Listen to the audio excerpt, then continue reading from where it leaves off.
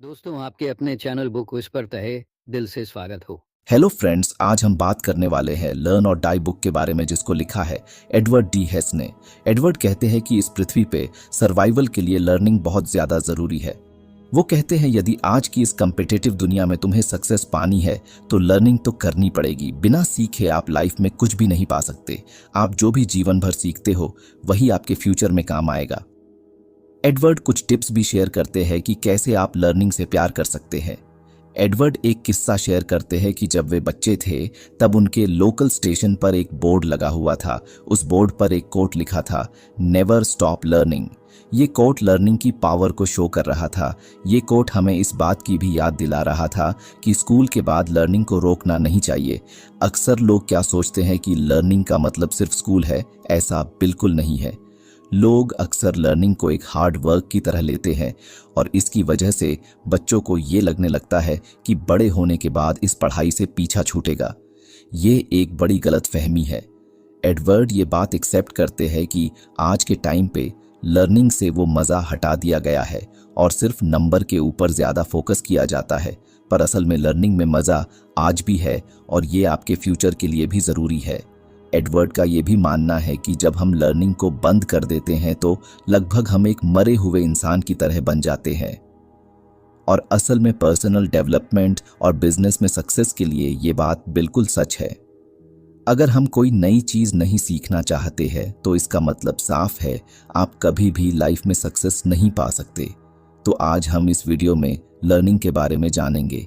हम यहाँ ज्यादातर एक कंपनी के पर्सपेक्टिव से बात करेंगे, पर आप उन्हीं चीज को अपने पर्सनल डेवलपमेंट के लिए भी यूज कर सकते हैं। Chapter 1, the importance of learning for human survival.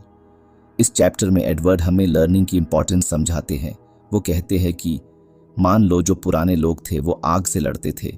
उस टाइम पे जो बड़े बड़े जानवर थे उनसे लड़ते थे। मान लो कि जब उनको पता था कि अगर हम आग से लड़े तो मरना तय है, या बिना हथियार के इन बड़े जानवरों से लड़े तो भी हमारा मरना तय है। ये जानकारी उन्हें पता चली, तभी वो जिंदा बचे। तभी उन्होंने आग से बचना और जानवरों से लड़ना सीखा। अगर वो ये सब नहीं सीखते तो शायद वो जिंदा नहीं होते और न ही आज हम जिंदा होते। यानी ह्यूमंस ने उनके स्टार्टिंग में कुछ सीखा, उसका फायदा हमें आज मिला। ये फायदा कि आज हम जिंदा है। हमने सीखा कि अपने फूड को कैसे पाया जाए। हमने सीखा कि रहने के लिए जगह कैसे बनाई जाए। हमने सीखा कि खुद की सुरक्षा कैसे की जाए। और हमने धीरे धीरे नई चीज़ों का इन्वेंशन किया जो हमारी लाइफ को आसान बना सके।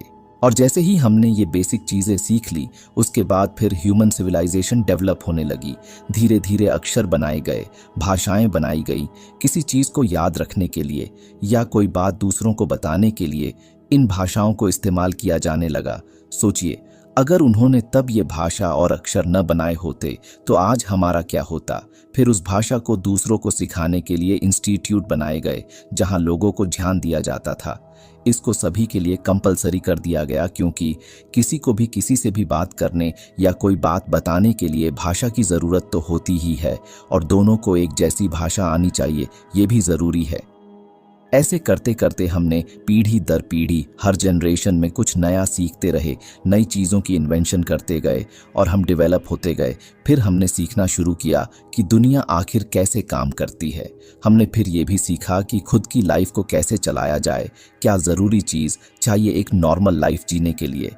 हमने ये भी सीखा कि दूसरों के बारे में कैसे सोचा जाए। अगर उन पहले के लोगों ने चलना बोलना भी नहीं सीखा होता तो शायद आज हम चलने में बोलने में इतनी महारत हासिल ही ना कर पाते। आज भी हमारे अंदर वो लर्निंग की चाह है, तभी तो कुछ पाने के लिए हम दूसरों को रास्ते से हटा देते हैं, न मिलने पे चिल्लाते हैं। और आज की दुनिया में हम इन सब चीज़ों को सीख कर खुश है। आज की दुनिया में लगभग कोई कमी नहीं है। आज जो हमें चाहिए वो हमें मिल जाता है। हाँ, हमें मेहनत तो करनी पड़ेगी कुछ भी पाने के लिए, लेकिन हमारे पास पाने का मौका तो है। आज के ज़माने में बहुत सारी अपॉर्चुनिटी है, पहले तो ये भी नहीं थी। एडवर्ड इस बात को भी एक्सेप्ट करते हैं कि हमें और नई चीज़ों के बारे में भी जानना चाहिए। हमें आउट ऑफ द बॉक्स भी सोचना चाहिए। पर यह कहना आसान है, करना नहीं, क्योंकि हम हमारी लाइफ के पहले 18 साल समाज के हिसाब से जीना सीखते हैं। एग्जाम्पल के लिए हमें यह सिखाया जाता है कि जब दो लोग बात कर रहे हो तो उनके बीच में नहीं बोलना चाहिए, हमें शांत रहना चाहिए। हमें यह भी सिखाया जाता है कि ज़्यादा बोलने वाले, दिखावा करने वाले या सब कुछ जानने वाले न बने। और इन सभी सिखाई गई चीज़ों की वजह से हम अपनी अचीवमेंट, थॉट्स, इन सबको पीछे छोड़ देते हैं। एडवर्ड का मानना है कि कभी कभी ये सब चीज़ें हमें नुकसान पहुंचा सकती हैं। एडवर्ड ये भी मानते हैं कि किसी को रेस्पेक्ट देना अच्छी बात है, दयालु रहना अच्छी बात है, शांत रहना अच्छी बात है, पर आपको ये भी पता होना चाहिए कि कब आपको शांत होना चाहिए और कब आपको बोलना चाहिए। मतलब हमें सिचुएशन के हिसाब से ये सोचना चाहिए कि कब आपको बोलना है और कब आपको शांत रहना है। कोई भी इंसान अगर आपको कोई चीज़ सिखाता है तो इसका मतलब ये भी नहीं है कि वो चीज़ लाइफ की हर सिखाया गया है कि अपनों से बड़ों की रिस्पेक्ट करो, लेकिन अपने से बड़े ही हमारे दुश्मन बन जाए तो उस सिचुएशन में ये बात लागू नहीं होती। श्री कृष्ण ने अर्जुन को गीता इसीलिए तो सुनाई थी। अर्जुन को लगने लगा था कि इस युद्ध में अपने ही परिवार को मार के मुझे क्या मिलेगा। उसी तरह से हर चीज़ हर जगह लागू नहीं होती है। किन चीज़ों को कब करना है बिजनेस पर्सपेक्टिव से, ये सब बहुत ज़्यादा ज़रूरी हो जाता है। अगर आपके pass out of the box सोचने की एबिलिटी नहीं है तो आप बहुत सारी अपॉर्चुनिटी मिस कर देंगे जो कि क्रिएटिव थिंकिंग के लिए ज़रूरी है। एग्जाम्पल के लिए अगर हम समझे तो मान लीजिए आपकी कोई एक कंपनी है और आपका जो प्रोडक्ट है वो कोई बड़ी चीज़ होने वाली है, तो इसके लिए आपको कुछ ऐसा यूनिक या क्रिएटिव करना पड़ेगा जिससे नेशनल इंटरनेशनल लेवल पे इस चीज़ की सनसनी फैल जाए। लेकिन अगर आप आउट ऑफ द बॉक्स या क्रिएटिव सोचने वाले इंसान नहीं है तो आपके लिए ये मुश्किल होगा। हो सकता है आपके एक या दो थॉट्स बहुत ही बेकार हो, पर क्या पता तीसरा या चौथा थॉट्स अच्छा आ जाए, पर इसके लिए आपको कोशिश तो करनी पड़ेगी ना। अगर आप कोशिश ही नहीं करोगे तो फिर तो कुछ भी नहीं होगा और आपका कंपटीटर आपसे आगे ज़रूर निकल जाएगा। और बिजनेस ही नहीं, आप लाइफ में भी हमेशा उन लोगों से पीछे रह जाएंगे तो फेलियर से कभी डरते नहीं और हमेशा कोशिश करते रहते हैं। और इसीलिए एडवर्ड का कहना है कि हमारे माइंडसेट को अपडेट की ज़रूरत है। अगर हम इस लगातार बदलती दुनिया में जीना चाहते हैं तो हमें भी हमेशा अपडेट रहना पड़ेगा और हमारी सोच को भी पूरे तरीके से बदलना पड़ेगा। इसका मतलब है सोचने के नए तरीके और स्ट्रेटजी का पता लगाना पड़ेगा। पूरे तरीके से नए माइंडसेट को अपनाना उतना भी आसान नहीं होगा, लेकिन ये लाइफ के लिए बहुत ही ज़रूरी है।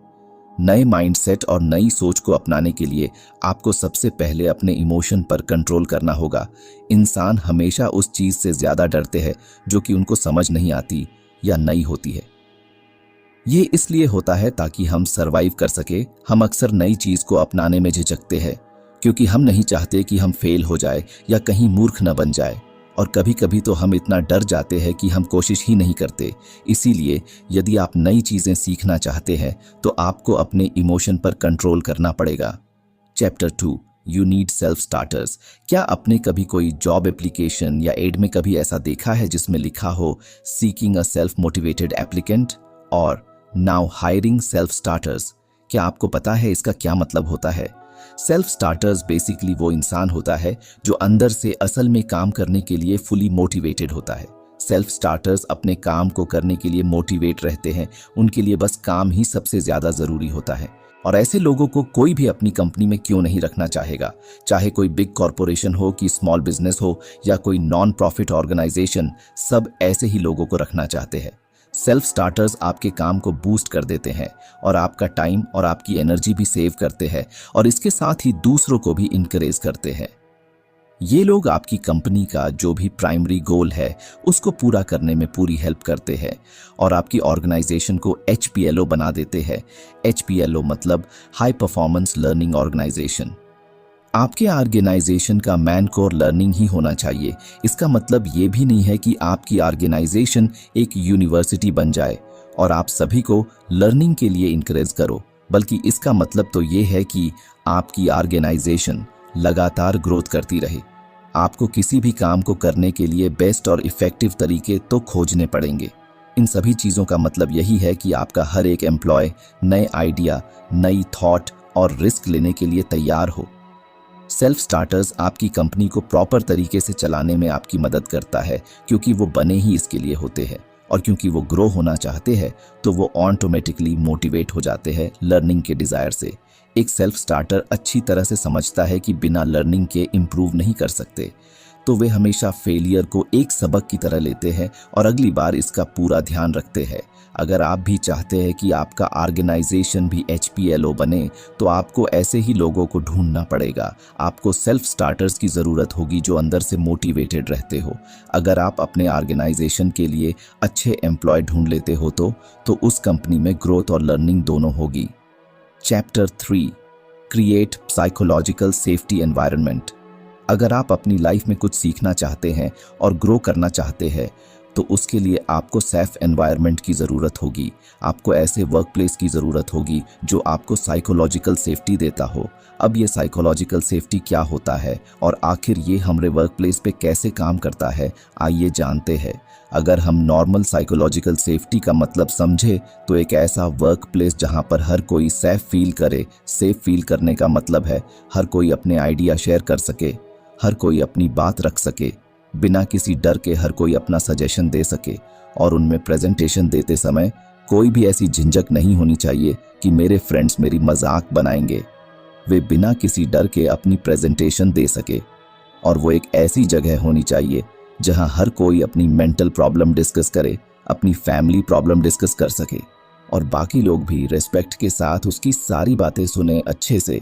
अगर हम शॉर्ट में देखें तो ये सब एग्जाम्पल एक ही चीज़ को दिखाते हैं और वो है सेफ्टी। और इन सभी एग्जाम्पल से हमने ये देखा कि आखिर सेफ्टी ग्रोथ के लिए कितनी ज़्यादा ज़रूरी होती है। अगर आपके यहाँ ऐसा एनवायरनमेंट है जहाँ लोग सर्वाइव करने के लिए मेहनत कर रहे हैं तो लर्निंग तो बहुत ही हार्ड हो जाएगा उनके लिए।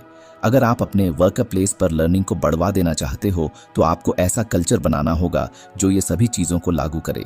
और इसमें सबसे बड़ी बात है कि अगर आपको फेलियर मिल रहा है तो भागने की बजाय उसे अपनाएं और उससे सबक ज़रूर लें। जैसा कि हमने पहले भी बात की है कि फेलियर से सीखना कितना ज़्यादा ज़रूरी है, पर ज़रा सोचिए अगर कोई इंसान किसी चीज़ में फेल हो जाए, बाकी लोग उसका मजाक बनाने लग जाए तो उसको कैसा लगेगा? वो इंसान अंदर से पूरा टूट जाएगा और उस फेलियर से सीखने के बजाय अगली बार वो फेल होने से डरेगा और साथ ही वो अनसेफ भी महसूस करने लगेगा। किसी भी चीज में हर कोई परफेक्ट तो नहीं होंगे, सभी को कभी ना कभी तो फेलियर का सामना करना पड़ेगा ही और फिर तो सभी डरने लगे जाएंगे। और इसलिए अगर आप उस माहौल को खत्म करना चाहते हैं तो ये याद रखिए आपके एम्प्लॉय नई चीज आइडिया को अपनाने के लिए फ्रीडम फील करे।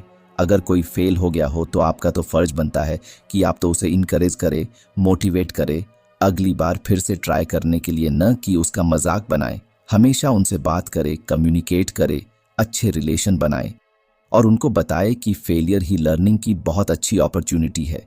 फेल होके उदास होने से अच्छा है आप उससे कुछ सीखे और अगली बार उसको सबसे बेहतर करके दिखाए। आपको किसी के भी ऊपर हमेशा परफेक्ट बनने का प्रेशर नहीं रखना चाहिए। आपको एक ऐसे एनवायरनमेंट बनने की ज़रूरत है जहां हर कोई सीखने के लिए फोकस करे, ना कि किसी से आगे निकले के लिए। हर कोई हमेशा अच्छा नहीं कर सकता और यही सच्चाई है, लेकिन जो हमेशा सीखता रहता है वो ज़रूर आगे बढ़ता है। Chapter 4, the ending. हमने एक सेंटेंस तो सुना ही होगा, सर्वाइवल ऑफ द फिटेस्ट। ये जो सेंटेंस है वो इवोल्यूशन और ग्रोथ को दिखाता है, पर किसी ने इस सेंटेंस पर कभी ध्यान से गौर नहीं किया है, इसको अच्छे से समझने की कोशिश नहीं की। अगर हम इसके मतलब को ध्यान से समझे तो survival of the fittest growth और लर्निंग पे डिपेंड करता है और ये सही है। हमने इतना लंबा समय लगाया यहाँ तक पहुँचने में, इस बीच कितने ही तरह के जीव खत्म हो गए, हम क्यों बचे रहे? इसका एक सिर्फ सिंपल सा कारण है लर्निंग। हमने सीखा, इसी वजह से हम आज जीवित हैं और यही चीज़ आज के टाइम पे भी अप्लाई होती है। जब तक हम फेलियर से नहीं सीखेंगे, नई चीज़ें ट्राई नहीं करेंगे तो हम सर्वाइवल की उम्मीद भी नहीं कर सकते हैं। अगर आप भी चाहते हैं आप लाइफ में सक्सेस पाए या आपकी कंपनी को सक्सेस मिले तो आपको ये सभी लर्निंग आपकी लाइफ में अप्लाई करनी होगी।